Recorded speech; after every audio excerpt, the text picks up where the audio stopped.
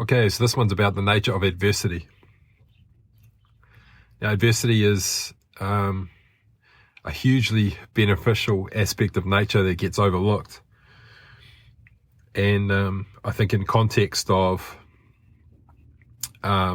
decentralized technologies and, the nature of freedom, the true nature of freedom, it's important to accommodate the benefits of an adversarial experience. And I think if you look at, I was having a conversation with a friend the other day, and he was talking about socialism, and then we were talking about people who are socialists but who work in the commercial sector, and then we were looking at capitalists who have strong elements of socialism, and the reality is that the extremes of both are profoundly detrimental. However, as with everything, there is a temperate state which is harmonious. And so if you look at, so as an example with artificial intelligence, the benefits of an adversarial model are that you can have a singularity, and it can split its own intelligence, and it can polarize its own intelligence. It can attack itself or play itself at a game, and then it can defend itself against its own form of attack, and it can perpetually, in a compounding way, get better and better and better at defending itself against relentless attack. And so it's the extremes of both in that scenario. One is relentlessly and perpetually seeking to exploit its own vulnerabilities. And then the other aspect is seeking to perpetually defend itself against that attack. And when it is exploited, its own intelligence is increasing, its experience is growing, and it's learning how to become stronger and stronger and stronger. And really, this is the hidden superpower of AI, and part of the reason that it has the capability to exponentially grow and learn and evolve is because it's fearless. It's absolutely fearless. It's seeking to exploit its own vulnerabilities. And this is why human beings are so intimidated by AI, is because we are terrified of our vulnerabilities being exploited. However, there's an aspect of our own nature that wants our vulnerabilities to be exploited relentlessly so that we can, in a compounding way, become stronger and stronger and stronger. This is the nature of adversity. It is when we are in an adversarial environment, the only possible outcome is strength. And this is why at some level you actually want your vulnerabilities to be relentlessly exploited. Because at some point, you begin to defy gravity. At some point, you become so strong because of how persistent you are at exploiting your own vulnerabilities and strengthening them, that the gravity of the environment around you has no impact. Whether that be in terms of wealth generation, whether it be in terms of your own learning and your investment in your own learning, that's an adversarial approach. The absence of knowing is a weakness, and what you're doing is by learning, you are rendering what you currently believe obsolete in each moment. And that requires total surrender. because you are what you believe. And if you're prepared to surrender what you believe in each moment to give rise to an emerging truth, then you are growing relentlessly. And so how do we exploit the opportunity presented to us by an adversarial dynamic? And that is challenge. Challenge is the fulcrum of growth. It's the fulcrum of growth. And so if you're someone who is seeking to avoid challenges, you are not growing. You're either stagnating or you're going backwards. You're either, because in this reality, you're either appreciating or depreciating. You know, you're expanding or you're contracting. There is no stagnant state. And so if you're avoiding challenge, you are becoming weaker and weaker in a compounding way. Your body, your mind, your emotions, the more you are avoiding challenge, the weaker you are becoming. In the same way, the more you are pursuing challenge, the stronger you are becoming. And it's just a simple fact, law of nature. And this is why if you look at AI and if you view it as a tool to create convenience, then what you're doing is you're removing challenge from your daily life. Now, you may want to be challenged in your daily life in specific ways. You know, as an artist, as an example, there are multiple challenges you go through, and mainly with art. It's the challenge is which ideas not to pursue. You know, how the challenge is to be totally present in the moment and to allow inspiration to guide the brush or to guide the stroke, or if it's music, to allow the sound in your mind to determine the course of the piece of music without question, without logic. Now, this is a challenge. And so AI can remove that challenge because it's adversarial. It's playing a zero-sum game with itself. And it's conquering its own weakness relentlessly, fearlessly, and to create a deterministic outcome. It is profoundly decisive because there is a void of fear. It is not afraid of exploiting its vulnerabilities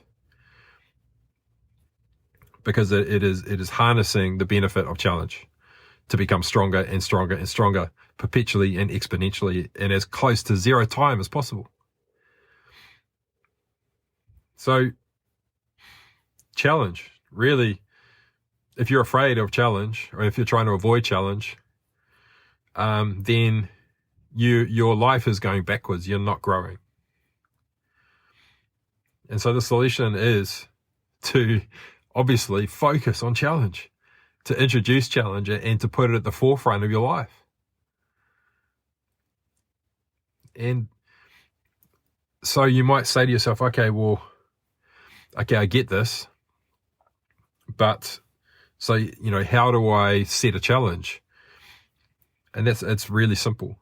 As you look at the problems, and in business, that you would call this a problem statement.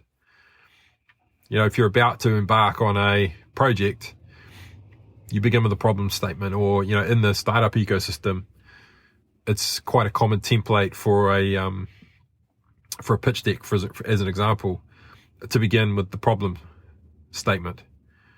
You know, problem, solution,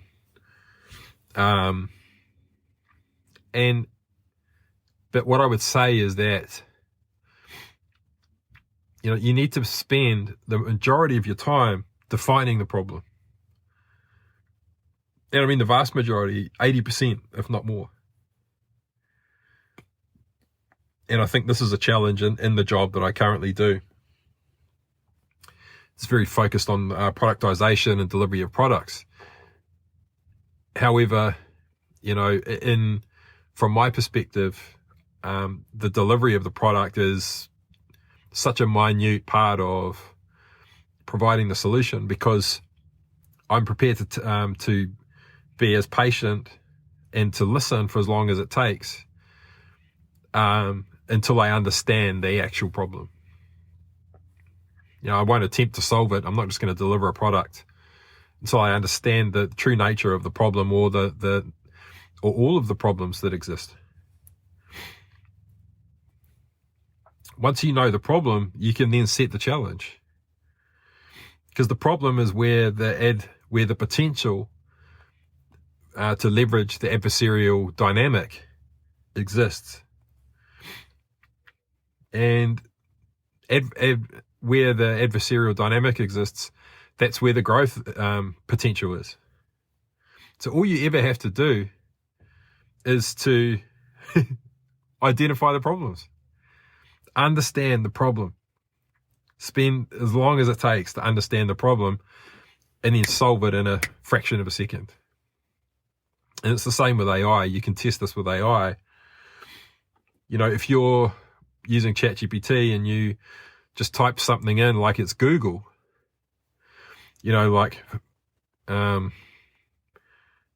template for an employment agreement, you'll get something that's just not fit for purpose at all. You'll get something that hasn't solved a problem. You'll get something that hasn't elevated you from where you are right now, because you haven't defined the problem. So you haven't set a challenge for ChatGPT to accomplish. And this is that if you can adopt this in your life as an individual, you will propel yourself forward. You'll be catapulted forward in so many aspects of your life. What is the problem? And you may experiment. You may be wrong. So as an example, sometimes there are problems and we actually don't know what the cause is. And if you don't know the cause of a problem, then you have to create a hypothesis, and then that's the challenge. So this is the symptom of the problem is X. What is the cause? My challenge is to solve the problem, but I don't know the cause. So the fact that I don't know the cause really is the challenge. And so what's my best guess? It's a hypothesis based on what is known to me now.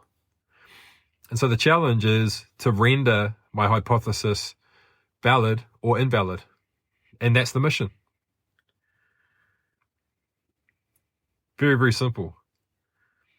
And so you're seeking to render your best guess, your hypothesis. You're looking for evidence that it's valid and or invalid. And success is the emerging truth. My hypothesis was invalid, so now I'm going to create a new hypothesis based on what I learnt from this failure. And this is how it works. This is how life works. When you're charting new territory, when you're in growth mode and you're venturing into the unknown, you have to make a guess and be prepared to be wrong. But you celebrate what becomes known throughout the course of the experiment, because that's what enables you to create a hypothesis that you couldn't create before. And at some moment, if you're committed and devoted to re-hypothesizing, at some point, it'll become valid. And eventually you will have defined the cause of the problem. Maybe you may run 5 experiments and eventually you've identified the cause of the problem. And so then your problem statement becomes a solution. And this really is, and so I want to demonstrate this pattern because so I work with Callaghan Innovation, I work with early stage startups, and a lot of people are confused about the transition from R&D, research and development, on to commercialization. Delivering an MVP.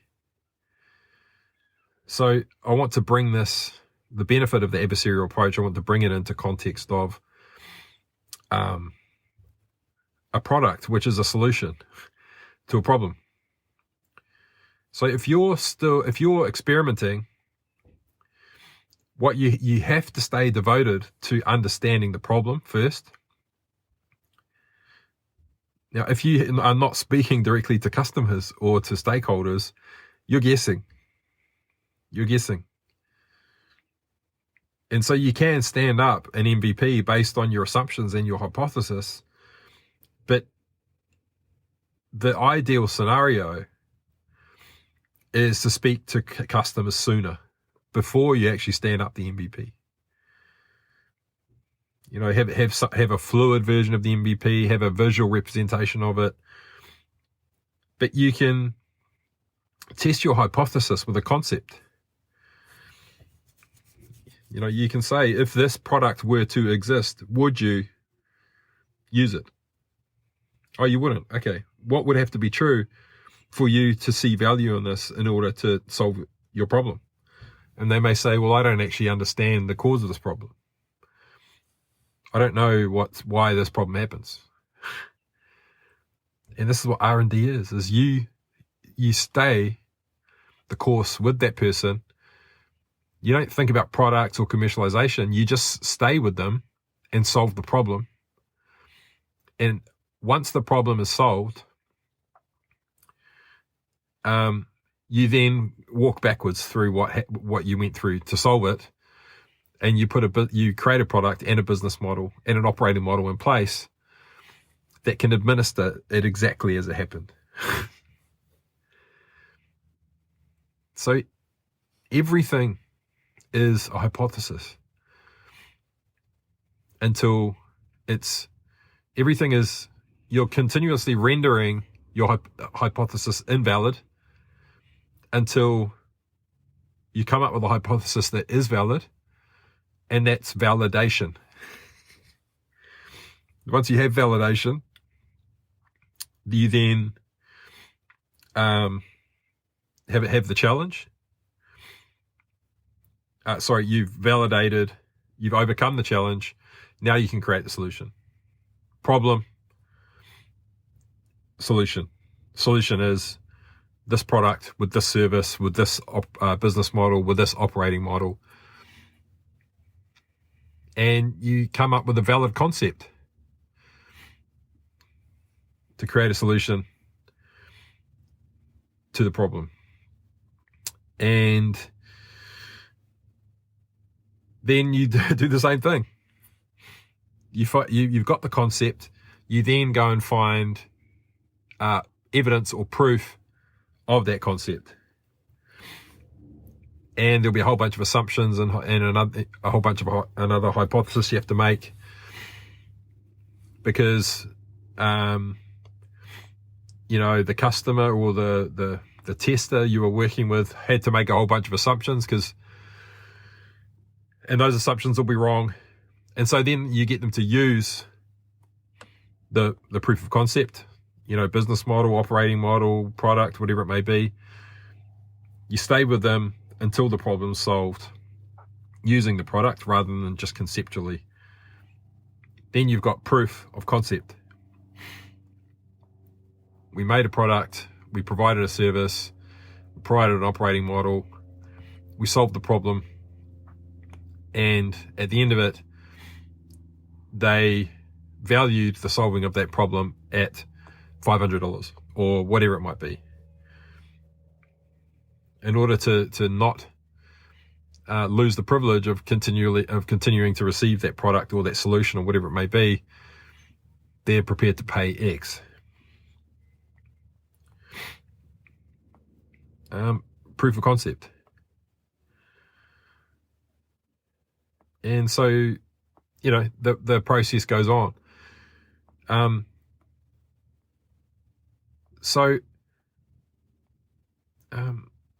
This is the nature of an adversarial approach. This is the benefit of an adversarial approach, is the perpetual seeking of failure, of rendering something invalid until the evidence arises to tell you that it actually is valid. Then you create the solution.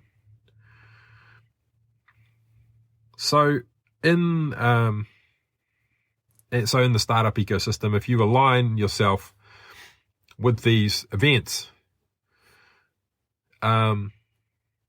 this is how you de-risk a venture. And lots of people now, I need to temper this with the fact that just because there are lots of funds open and available, venture capital funds, and just because they have a portfolio or they have capital to deploy of $100 million, let's say, and you may tick all the boxes, you may de-risk the opportunity. That doesn't mean you're guaranteed to raise capital. In fact, such a tiny percent of ventures will be able to raise capital. So much of them, many of them, raise their capital through private capital channels. So I do want to temper this. It's not a black and white thing where if you check all these boxes, you're definitely going to raise capital. And by the same token, sometimes you can raise capital without doing any of this stuff. So, but there are best practices that'll stand you in good stead. But really the topic that I'm wanting to hone in on is the adversarial approach. The benefit of an adversarial approach. And so with your body, as an example, you've got the sympathetic nervous system and the parasympathetic nervous system. One of those systems is seeking to avert risk because it's trying to avoid death. And the other one is trying to move towards life. So one is trying to expand, the other is trying to contract. And I've done some pretty full-on experimentation in this side of my life. And what I've come to realize is that if you become too sympathetic to yourself, if you're too sympathetic to the challenge, meaning self-pitying, you become pitiable, you become a victim, then your life contracts, your body contracts, and the part of your nature that is trying to be sympathetic to yourself, you begin to curl over and contract in your body. That part of your nature takes over. Now, if you become focused on overcoming challenge, so if you're setting challenge for yourself and you're accomplishing the mission as a result, then the opposite happens. You stand more upright, you become more stronger, and you're embracing challenge. And I talk about being mission-led to founders all the time. Is, well, what's the mission? I know what your vision is. I can see the business model, but what's the mission? And you need to know what the problem is in order to unearth the challenge, in order to formulate the mission. And so in life, your challenge may be, if you're all hunched over and curled over because you're relentlessly avoiding the challenge, then your challenge is it's huge. It's huge, and the result of my experiment was pretty full on, because I allowed the extremes of all of the aspects of my nature to totally dominate and control the other aspects, so I could come to understand them. And so when I allowed the sympathetic aspect of my nature to dominate and control the parasympathetic, the experience was catatonia, almost like becoming catatonic, so non-responsive to stimulus. And by the same token, when the parasympathetic one dominates and controls the sympathetic aspect of your nature, same thing again, like paralysis through physical catatonia. It's the same for emotional, same for mental. So the extremes of all of these aspects of your nature end in the same place. Total paralysis, total stagnation, and everything shuts down. So what's the solution? Of course, it's temperance, and I speak about temperance quite a bit.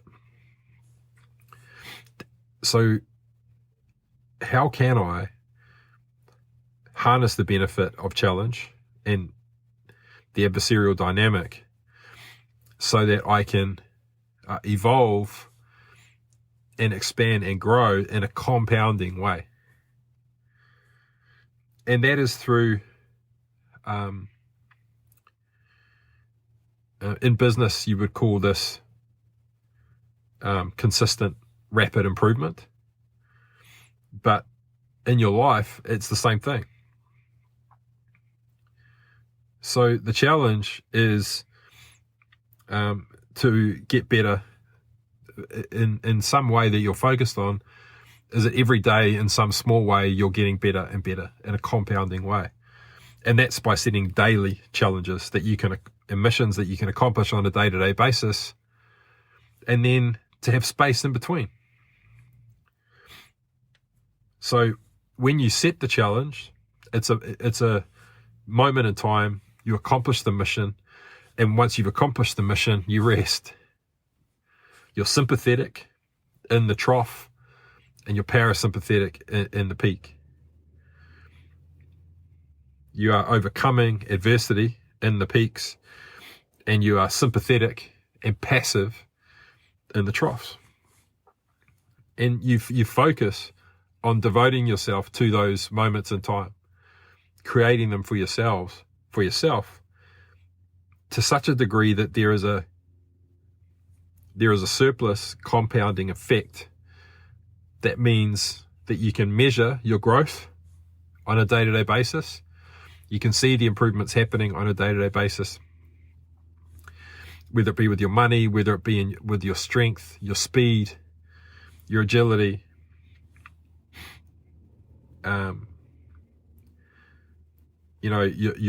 your vision, your ideas, your emotions. That compounding impact every single day is how you use temperance to embrace both. And this is, I call this a baseline. This is how you establish a baseline quality of life, where you are leveraging the benefits of challenge, but you're not in a constant state of adversity, because that's pure hell. And in the same way, if you're in a constant state of sympathy for yourself, where you're self-victimizing, blaming everyone around you, avoiding challenge, that's pure hell as well. And if you don't challenge yourself, you'll be just living in pure hell. Whether it's because you're trying to force yourself through constant adversity, or whether you're too sympathetic to the point where it's become self-pitying and pitiable. Both of those are states of living hell. And temperance is compounding growth, that comes out of consistent, repetitive challenge, where you can measure the growth on a day-to-day basis. And so I just want to bring this back into, so when I finished the experimentation, the physical side of the experimentation, I was in a real state with my health.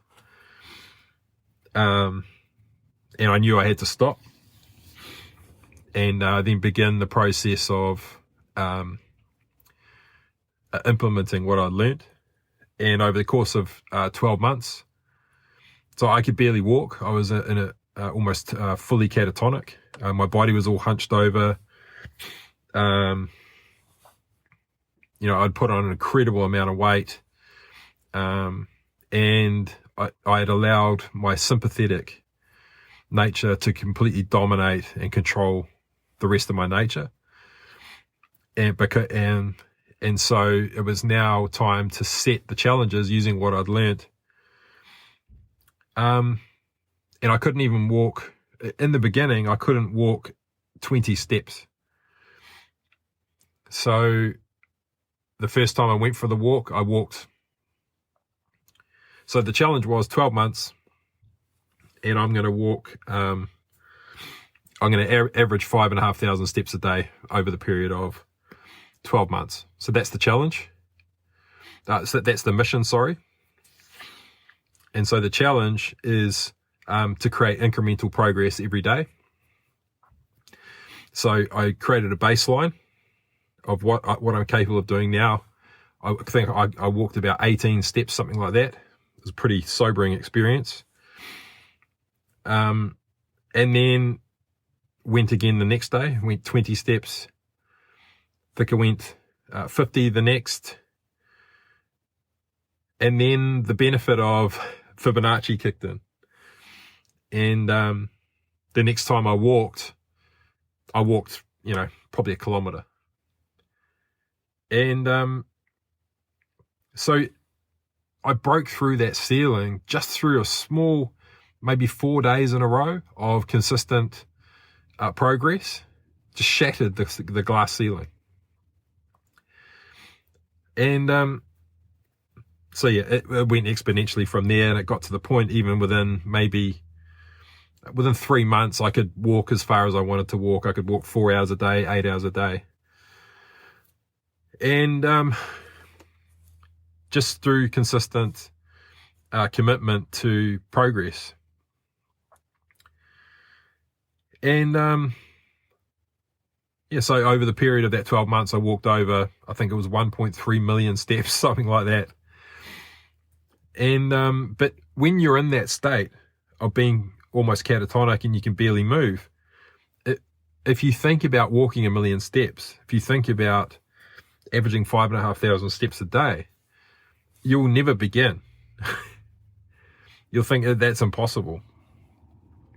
And this is the key, is you establish what true north is. You establish what true north is. My mission is to over 12 months to average 5,500 steps a day. And my challenge is on a daily basis to make incremental improvements every single day. And that's all it is. The mission never changes. True north is true north. Your North Star changes on a day-to-day basis, because whatever improvements you made upon the day before, you're just seeking to raise the bar. And, I never, for me personally, I didn't determine what that bar was. It's like I didn't go into the next day saying, okay, I walked 4,000 steps yesterday, so I have to walk 4,500 today. I went in with the intention to improve on the day before, and then just pushed it to my limit and stopped before that limit. And it was always an improvement on the previous effort, without fail. And I talk about the, actually, no, I don't need to go into that yet. So adversity, you can make it, it can be pure hell, where you're just forcing yourself to change relentlessly and oppressively, or you can create a mission and then set the challenge. My challenge today is to be incrementally better than yesterday. That's it. And after you've set that challenge and you've accomplished that mission for that day, then you rest. You can be as sympathetic as you want to, because the improvement's just happening. The growth and the strength is just happening now. But sympathy is what's going to kill you. If you're too sympathetic, if you are too challenge averse, then you fall into a state of what I call over-coddling. You over-coddle yourself and you stagnate entirely and you don't grow strong. And just to tie a bow around this now, what I would say is that New Zealand currently is in a state of over-coddling and is far, far too sympathetic. Far, far, far too sympathetic. And I think our legislation has become extreme to the point where New Zealand is no longer prepared to challenge itself. And I think it's time for this nation to set itself a mission. What is our mission as a nation? What are we trying to accomplish together? Do we have any clue? We're just trying to survive. We're just trying to be reactive. We're waiting for the rest of the world to innovate so that we can be second movers. What is our mission? How do we want to challenge ourselves on a day-to-day basis? We're in a coming up to an election, and lots of people are saying that we're in a recession, so we don't have the luxury of being able to invest in innovation. And of course, a recession is adversity. It means adversity, and so adversity is the ideal opportunity to innovate. And true innovation actually comes out of adversity, because it's the challenge. It's the challenge that adversity presents to us, to be able to come up with a hypothesis, challenge ourselves to validate or invalidate that hypothesis. And success is measured because we set the challenge to either validate or invalidate that hypothesis, understanding that at some point validation of a hypothesis will be valid and the mission will be accomplished. And the failure was part of the journey to get there, but we have to set the challenge. We have to set the challenge. And I see innovators in the innovation ecosystem in New Zealand who the adversity, it's phenomenal. The challenge they set themselves, absolutely phenomenal. The relentlessness of their pursuit of standing up their innovation, of trying to get someone to understand, of getting rejected relentlessly. Less than 3% of all pitch decks that cross a VC's desk will get backed. The relentlessness, it is incredible. And the challenge is monumental. And the opportunities that are missed because people aren't prepared to stand beside them and de-risk that venture with them and give them, create the space for them to fail until something valid presents itself. That buffer just isn't there.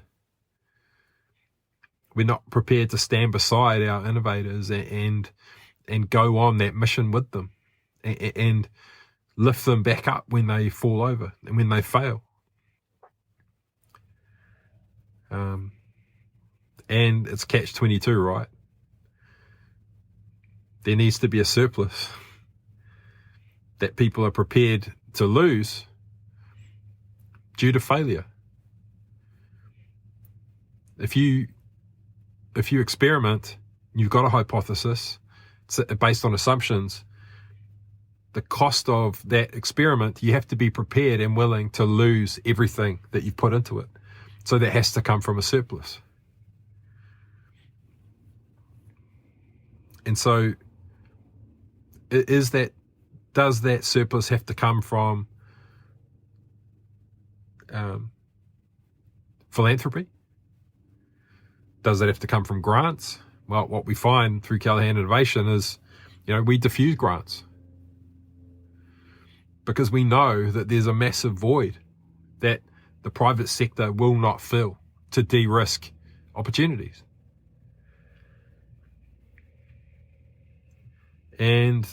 But Callaghan Innovation receives lots of criticism. I work for Callaghan Innovation, New Zealand's government agency, tasked to diffuse a significant amount of the innovation budget for the government. And what would happen without that? The private sector is not going to de-risk an early stage venture. They're not going to invest the time and energy and effort, human resources, into enabling a founder to challenge a hypothesis that's probably going to fail. So what's the solution? We're experiencing adversity as a nation, and there's a narrative arising that we need to tighten the purse strings in a moment where the challenge presented is so great that the potential for innovation could be profound. What's the challenge? What's the challenge? Surely it's to generate an ongoing surplus. Now, let's say hypothetically we decided as a nation, yes, we're going to generate a surplus, a compounding surplus. That's true north for us as a nation. So what is the challenge that presents itself on a day-to-day basis? Well, what's creating a deficit? And so we may not know the root cause of the problem, but we have to begin experimenting to unearth the root cause of that problem. And then we need to begin investing in creating sustainable solutions to operating in a surplus. And that needs to be visible. It needs to be a collective, shared mission that we can all embark on together so that we can grow strong as a nation. Strength comes from that challenge. But we are over-coddling ourselves as a nation. We do not challenge ourselves as a nation. We don't stand up to that adversity. We're trying to avoid it. And so we're contracting as a nation, you see? In order to grow strong, we have to challenge ourselves. And innovation in adversity is where that strength will come from.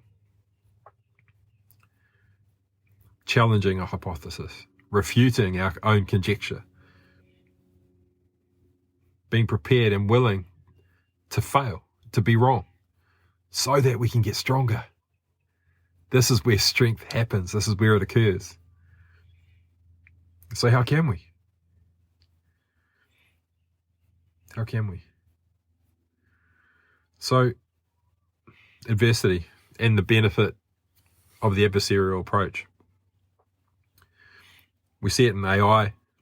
Adversarial models are profoundly potent. They get stronger and stronger and stronger perpetually and relentlessly. And so how can we embrace this? By challenging ourselves collectively as a nation. Where is the surplus within the New Zealand innovation ecosystem, or within the economy even? Where are the human beings that have surplus funds that they're prepared to lose in the spirit of embarking upon a mission? Because there is an abundance of founders and innovators who are so undercapitalized that it's just untrue. Barely putting food on the table, relentlessly challenging themselves every day, getting stronger and stronger, failing fast, being rejected day by day, learning as much as they can. So how can we stand beside them and fail with them, and embrace those failures and recognize that that is the process of becoming strong? That's how we become strong as a nation. How can we? Okay. So if you are extremely wealthy, and you're interested in assisting innovators, don't hesitate to get in touch. And there's a plethora of projects and people who are challenging their own hypothesis every single day in the hope of building a strong nation. So how can we? Okay, that's it for now for the nature of adversity. Talk soon.